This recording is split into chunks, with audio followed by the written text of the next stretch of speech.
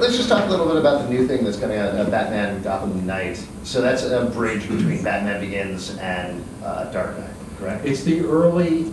It's all the Dark Knight stuff. It's very dark. It's the early Genesis. But what's interesting is it's lots of different versions of Batman from different artists that are brought together in the same thing. So there's the Frank Welker, and it's very artistically very rich. There are lots of different takes on Batman in the movie. Was that hard for you to do different kind of? Well, what's fun is Andrea knows to challenge me because she knows I have this theater background. She knows I'd love to do that stuff.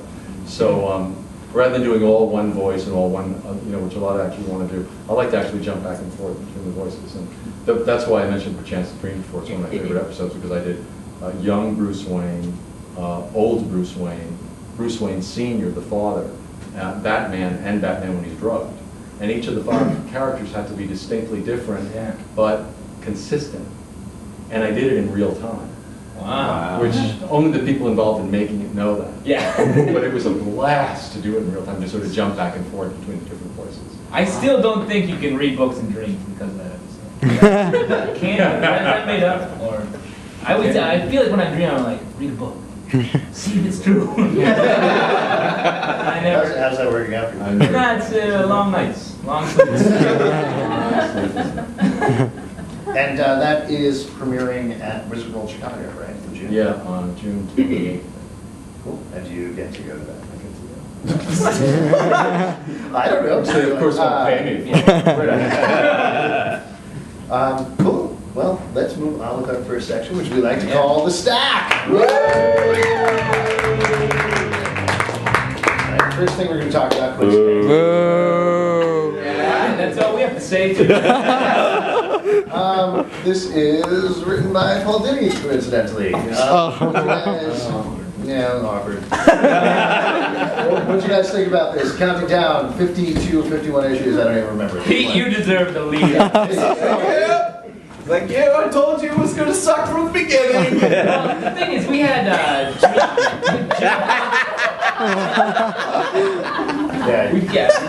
this round, but we're still winning the war. Yeah. Touche. We had Jimmy Palmiotti on the show, and he was like, this was back, the countdown was in like the 20s or something. He was like, don't worry, it's going to be awesome at the end. And that was such bullshit. I can't wait to see him again. Yeah. Because it's bad. It counts down. It's so anticlimactic, and nothing changes for any of the characters throughout the whole thing. Yeah. Well, you think people are going to die, but then by the last one, they're like, no, we're back.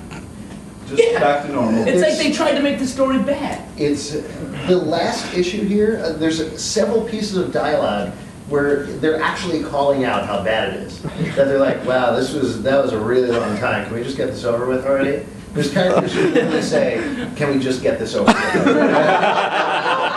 Insane. Do you think the characters are like saying that to the writers? You don't know how much it works. No, when they draw these people who are live acting these stories. Yeah. So what do you think went wrong? I think. Yeah. Well, he was the head writer, and it was like a group thing, which I think is what is the problem with it. The whole series has been unfocused, and it's trying to tell so many stories, but they're too inside. I think for the reader, it's like I don't know or care about this. At this point, I just feel like the only thing it accomplished was, hey, we came out with a book every week. It's not Did more than you did. So.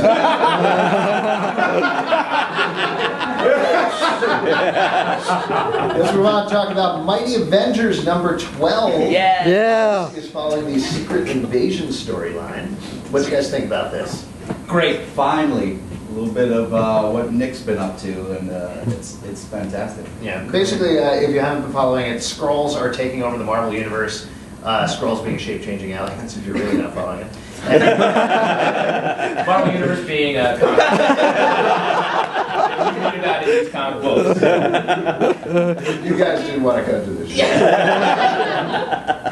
This is Rewinding the Clock, which Bendis is promising to do over the course of the next couple of issues of Mighty Avengers and New Avengers, showing us how we get up to Secret Invasion number 1. This is focusing on Nick Fury, and the interesting thing I thought about this is the the first time we're seeing Nick Fury in the Marvel Universe in, what, 5 years, 6 years, something like that? Yeah, maybe. And it's sort of just like, oh, here's Nick, there's Nick, out of there.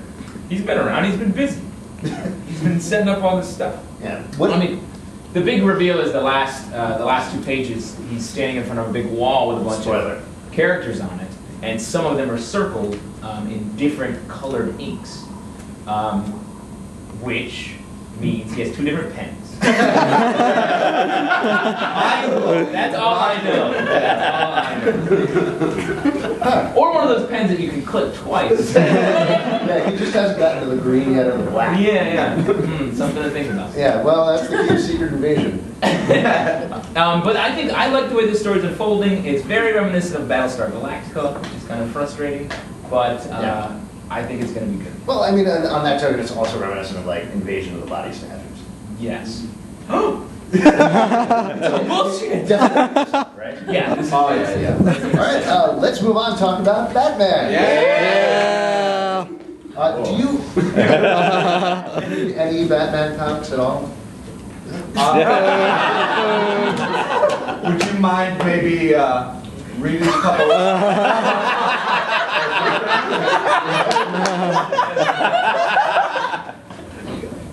I don't know. Talk about it on the spot. Where is it? I can do it. You play a great hungry Batman. What are you talking about? What? Sling Blade. That's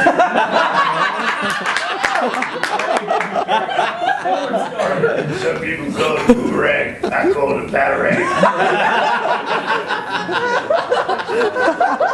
possible team up.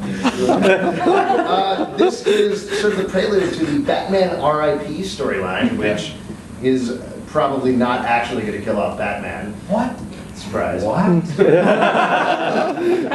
What did you think about this issue, though? It was solid. I mean, Grant's pretty crazy, but this one, it's not as Grant crazy as the other ones have been.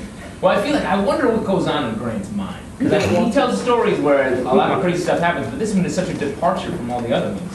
And I feel like either he's got it all figured out, or he's like, no one knows what I'm doing.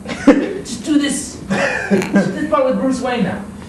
Basically, Bruce Wayne has been seeing this girl for most of Grant Morrison's run. She finally is confronting him, saying, "You're distant, you're holding something back, you have some sort of a dark side." She's like very perceptive. At the end of the issue, after Bruce Wayne has beaten up this guy, he's standing there with his shirt torn open, the bat signal in the background with thunder crashing. She's like, "Wait, this is that's this thing which I loved, which for those of you who read Scott Pilgrim, Volume 1, there's this thing where Scott, hold on, bear with me. Scott Pilgrim is like, hey, I'm looking for a girl who has hair like this, and he does a thing because one of the characters, she has like hair hanging down. And so the character goes up to Batman and is like, wait a second. Wait! Oh no! I see it. Oh, but then it's a shadow in the background. Yeah, She's like, cute. yeah. Yeah. It was weird when you guys just did it. I didn't. No. It was it's a cute moment. I just thought it was kind of And like. there's a beaten, bloody man. It turns you on. I mean, I do know, so let's not talk about it. Right. Okay, that's weird. The entire audience was like, shh. This issue is great, definitely pick it up. Yeah, and this new arc's Batman R.I.P. They say he's not going to die, but he's going to rest. In peace? Well, Yeah, if you can figure out the rest of that R.I.P. part, Rest let in- us know. Whee! I don't know that one. All right, let's move on. Rest in pizza. Let's